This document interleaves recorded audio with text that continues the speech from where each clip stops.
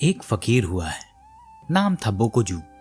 सुबह उठकर उसने बुद्ध के मंदिर में, और उसी मंदिर का फकीर भी है, पुजारी भी है, उसमें फूल चढ़ाए, बुद्ध की प्रतिमा का पूजा अर्चना किया और फिर लोग उसे सुनने आ गए। तो उसने सभा कक्ष में जाकर कहा कि मैं तुमसे कहता हूं आज वचन पूर्वक कि यह बुद्ध नाम का आदमी कभी नहीं हुआ ही नहीं कभी, यह सरासर झूठ है। चौंके हैं लोग। उन्होंने समझा कि बोकोजू का दिमाग फिर गया।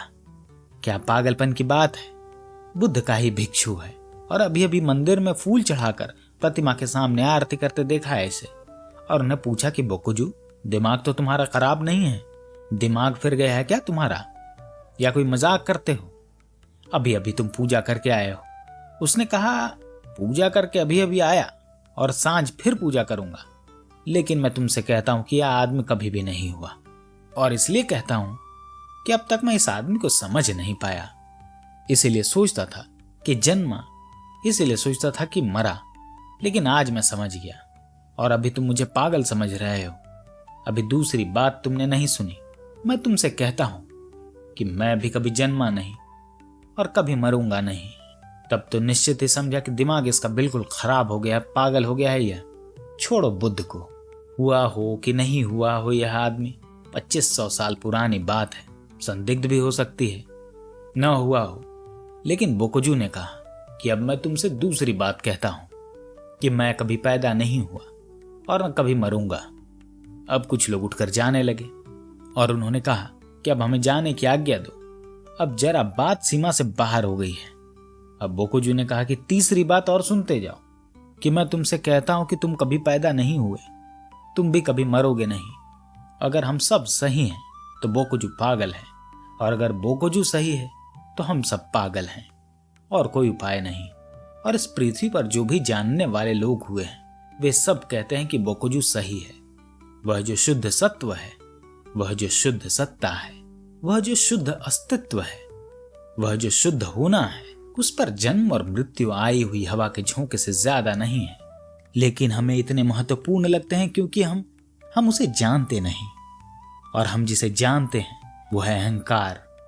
वह हमारा बनाया हुआ है, जरा से झोंके से कब जाता है, जरा सा हवा का झोंका और हमारी सारी अहंकार की लौ डगमगाने लगती है।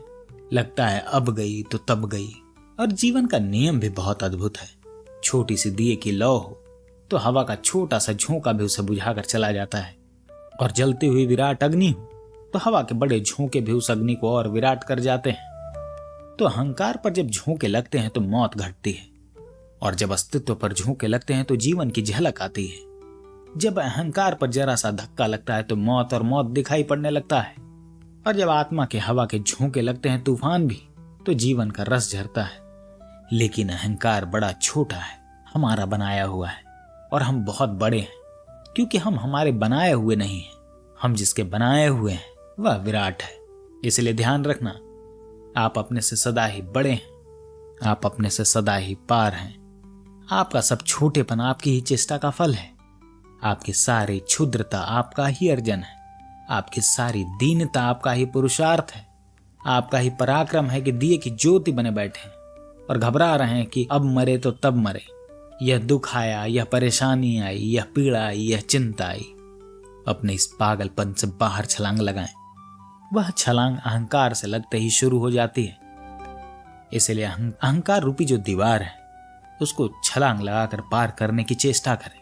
आपका जीवन सफल हो जाएगा, आप धन्य हो जाएंगे। अगर विचार पसंद आए हो तो चैनल को सब्सक्राइब करना ना भूलें। धन्यवाद।